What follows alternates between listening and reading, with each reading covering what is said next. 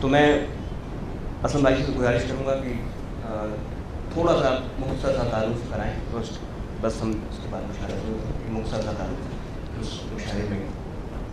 معزز سامعین،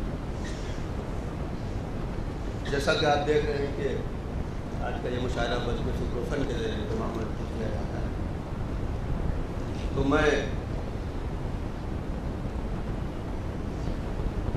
بزم فکر و فن سے میرا تقریباً 34 سال پرانا تعلق ہے. 1984 میں بامبے میں تھا، تو بزم فکر و فن کے سیکریٹری تھے یہاں کے رئیس بلدی صاحب کو اللہ مغفرت کرے، ان سے کچھ میرا تعارف تھا.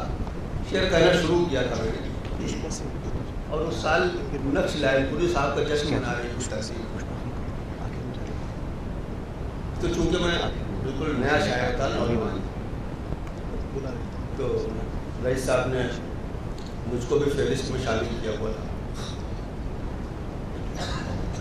اس مشاعرے میں مجروح صاحب صدارت فرما رہے تھے، خیام صاحب، گنیش بہاری طرز، اور فلم انڈسٹری کے تقریباً سارے ہی شعراء کرام اور بڑی معزز اور مقدر ہستیاں موجود تھیں اسٹیج. قمر جلال آبادی صاحب اناؤنسمنٹ کر رہے تھے، ناظرین مشاعرہ تھا قمر جلال آبادی، اسد بھوپالی، عزیز قیسی، قتیل راجستھانی، اور بے شمار نام تھے. کوئی انڈسٹری کا اور ممبئی کا کوئی شاعر بچا نہیں تھا اس مشاعرے میں جو نہ ہو. نقش لائن پوری صاحب کی غزلیں گانے کا پہلے پروگرام ہوا، اس میں ہری ہرن صاحب بالکل نوجوان تھے اس وقت، انہوں نے کچھ غزلیں گائی، اور بھی تھے گلوکار، نام یاد نہیں رہ گئے مجھے. تو مشاعرہ جیسے آج تاخیر ہو گئی مشاعرے میں، اس میں بھی ہو گئی تھی. تو شعراء کرام سے کہا گیا کہ بھائی اختصار سے کام لیجیے، 4 شعر شاعر پڑھے. میں نے 4 شعر پڑھے تھے، جس میں 2 شعر مجھے یاد ہے کہ اس میں نے پڑھا، غزل کے 4 شعر پڑھے تھے. مطلب اور ایک شعر یہ تھا کہ کوئی آہٹ نہ اشارہ نہ صدا کچھ بھی نہیں، کوئی آہٹ نہ اشارہ نہ صدا کچھ بھی نہیں، دور تک گہری خاموشی کے سوا کچھ بھی نہیں، دور تک گہری خاموشی کے سوا کچھ بھی نہیں. آج کچھ اس کی نگاہوں نے کہا ہے مجھ سے، آج کچھ اس کی نگاہوں نے کہا ہے مجھ سے، جس کا مفہوم محبت کے سوا کچھ بھی نہیں. کیا کہے، باقی 2 شعر نہیں یاد رہے مجھے. جی. تو بہرحال یہ 34 سال پہلے میں نے یہ غزل وہاں پڑھی تھی. جی. اور بہرحال بے پناہ کامیاب مشاعرہ تو تھا ہی وہ. جی. اور ضمیر صاحب کے جو والد تھے گلفام خان صاحب، وہ بانی تھے اس تنظیم کے. روین جین اور قاسم قریشی صاحب تھے، عثمان عامر صاحب تھے، یہ لوگ سب بڑے انڈسٹریز تھے اور لوگ پتھروں کا کاروبار تھا، لیکن بڑے ادب نواز لوگ تھے. جی. میں نے بمبئی چھوڑ دیا شاید 85 میں ہی چھوڑ دیا. یہ 20 اکتوبر 1984 کی بات ہے جب نقش لائن پوری کا جشن منایا گیا وہاں. اس کے بعد سے تنظیم کے بارے میں کچھ نہیں پتا تھا مجھے. جی. ہم نے اس کے بعد میں نے فیس بک پر ایک اشتہار دیکھا، پرکھر صاحب کے حوالے سے اشتہار آیا اس مشاعرے کا. میں نے کوئی توجہ نہیں دی خاص کر، ٹھیک ہے مشاعرہ کر رہے ہیں، نوجوان ہیں، سب کرتے ہیں. لیکن پھر کچھ دن کے بعد اس اشتہار پر ایک نوٹ لگا ہوا تھا، جو ضمیر صاحب کے حوالے سے ایک نوٹ تھا کہ کیسے تنظیم کی بنیاد پڑی، اور گلفام خان صاحب جو ان کے والد تھے، انہوں نے کس طرح بڑے ادب نواز شخصیت تھی اور انہوں نے تنظیم کے ساتھ جوڑ کے اور کتنے بڑے بڑے پروگرام کیے. تو میں بالکل فلیش بیک میں چلا گیا. 34 سال پرانی یاد مجھے اس نوٹ سے یاد تازہ ہوئی. تو مجھے اس میں ایک فون نمبر دیا ہوا تھا جو ضمیر صاحب کا تھا. میں نے اس پہ فون ملایا کہ شاید یہ وہی تنظیم تو نہیں ہے، کہ ذرا فون ملا کر دیکھتے. تو میں نے ان کو فون ملایا، جب ان سے بات چیت ہوئی تو میں نے جب وہ ساری باتیں بتائیں تو انہوں نے مجھ کو حکم دیا کہ نہیں آپ کو تو آنا ہی ہے اس مشاعرے کو. میں حاضر ہوتا ہوں مشاعرے میں. تو بہرحال یہ اس تنظیم کی بات تھی، اور یہ لوگ آپ سب سے درخواست ہے کہ آپ اپنی پرخلوص دعاؤں سے نوازیں ان نوجوانوں کو. جس طرح کے دعا انہوں نے شروع کیا ہے، پھر سے ریوائول کیا ہے اس تنظیم کا، تو اللہ کرے کہ یہ ان کی کوششیں اور کامیاب ہوں.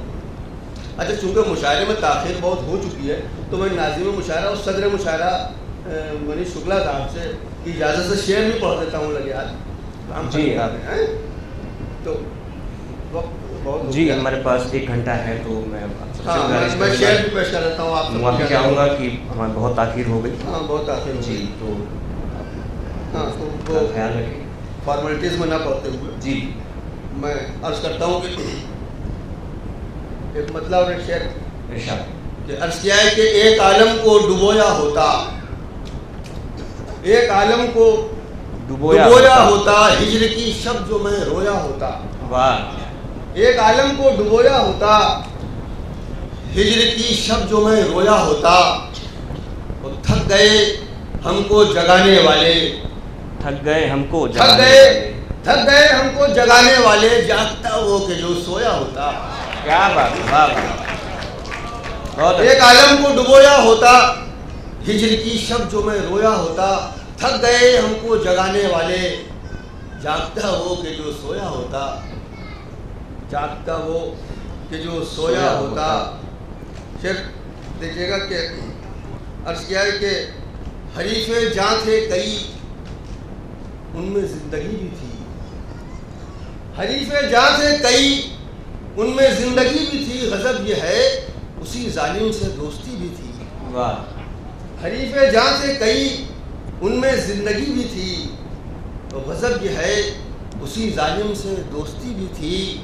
اور کھڑے ہوئے تھے جہاں موت مانگنے والے، کھڑے ہوئے تھے جہاں موت مانگنے والے، اسی قطار میں دیکھا تو زندگی بھی تھی.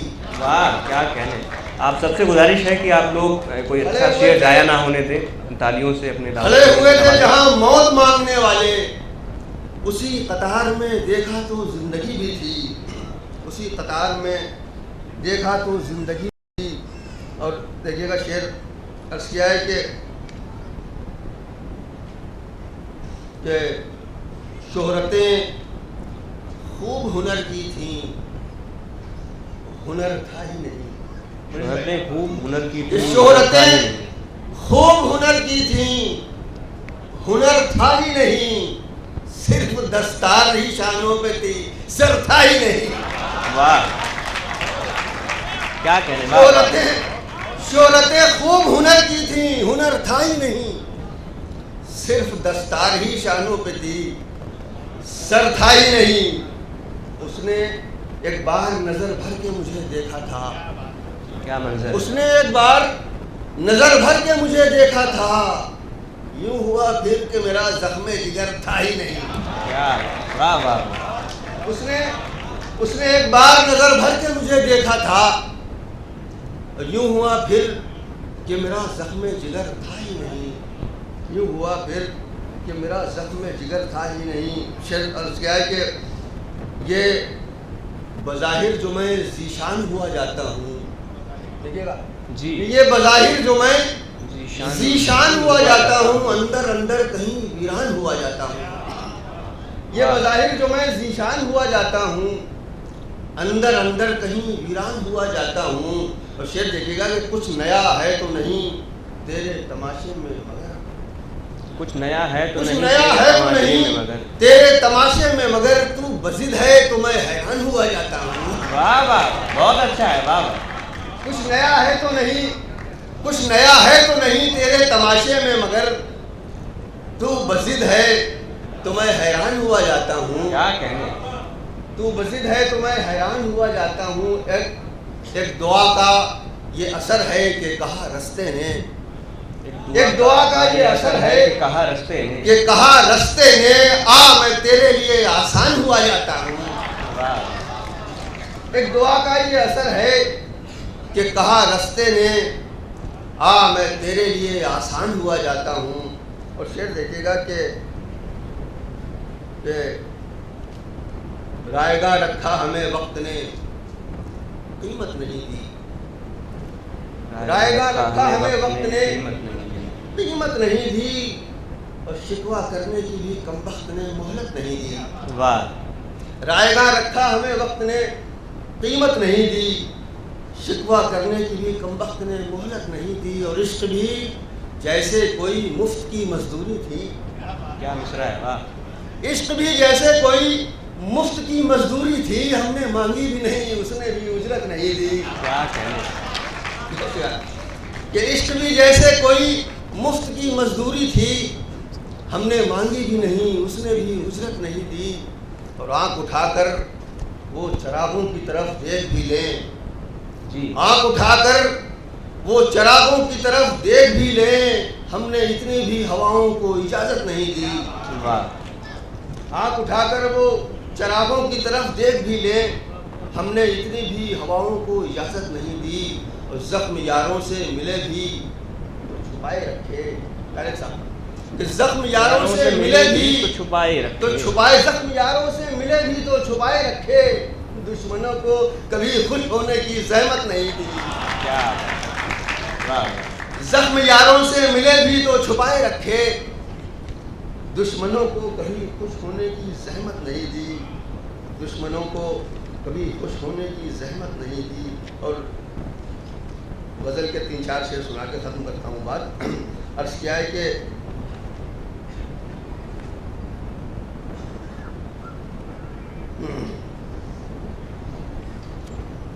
ایک مطلب ایک شعر اور سنا دیتا ہوں کہ وہ جی ارشاد. وہ کسی پرچم سا ایک نیزے پہ سر ہونا میرا. کیا دیکھیے گا کہ وہ کسی پرچم سا ایک نیزے پہ سر ہونا میرا، دیکھتے ہی دیکھتے پھر معتبر ہونا میرا. کیا بات ہے. واہ واہ. وہ کسی پرچم سا ایک نیزے پہ سر ہونا میرا، دیکھتے ہی دیکھتے پھر معتبر ہونا میرا. اور اس کو بھی راس آ گئی آسائش تجھے قفس. جی. شعر دیکھیے گا کہ اگر اس کو بھی راس آ اس گئی. کو بھی راس آ گئی آسائش تجھے قفس. اور دل کو بھی اچھا لگا بے بالوں پر ہونا میرا. واہ. دل کو بھی اچھا لگا بے بالوں پر ہونا میرا. اور جو غزل سنانا ہے کہ عرض کیا ہے کہ خواب کی ایک نئی فصل اگانے کے لیے. مطلب دیکھیے گا کہ خواب کی ایک نئی فصل اگانے کے لیے نیند بھیجی گئی ہے مجھ کو منانے کے لیے. خواب کی ایک نئی فصل اگانے کے لیے نیند بھیجی گئی ہے مجھ کو منانے کے لیے. اور دل میں گنجائشیں میرے لیے رکھتا ہے مگر، دل میں گنجائشیں میرے لیے رکھتا ہے مگر، بے تعلق ہے وہ دنیا کو دکھانے کے لیے. دل میں گنجائشیں میرے لیے رکھتا ہے مگر، بے تعلق ہے وہ دنیا کو دکھانے کے لیے. اور نام فہرست میں میرا بھی لکھا ہے اس نے. نام فہرست میں میرا بھی لکھا ہے اس نے، یاد رکھا ہے مجھے اس نے بھلانے کے لیے. نام فہرست میں میرا بھی لکھا ہے اس نے، یاد رکھا ہے مجھے اس نے بھلانے کے لیے. یاد رکھا ہے مجھے اس نے بھلانے کے لیے. ایک دیا خواب کی دہلیز پہ رکھ چھوڑا ہے. ایک دیا خواب کی دہلیز پہ رکھ چھوڑا ہے. خواب کی دہلیز پہ رکھ چھوڑا ہے، جلتا رہتا ہے اسے راہ دکھانے کے لیے. ایک دیا خواب کی دہلیز پہ رکھ چھوڑا ہے، جلتا رہتا ہے اسے راہ دکھانے کے لیے. اور آخری شعر ہے، جلتا رہتا ہے اسے راہ دکھانے کے لیے. اور روشنی ملتا ہوں رنگوں سے نہاتا ہوں میں. شعر دیکھیے گا بہت اچھا. کہ روشنی ملتا ہوں رنگوں سے نہاتا ہوں میں، 100 جتن کرتا ہوں اس کو نظر آنے کے لیے. کیا کہنے.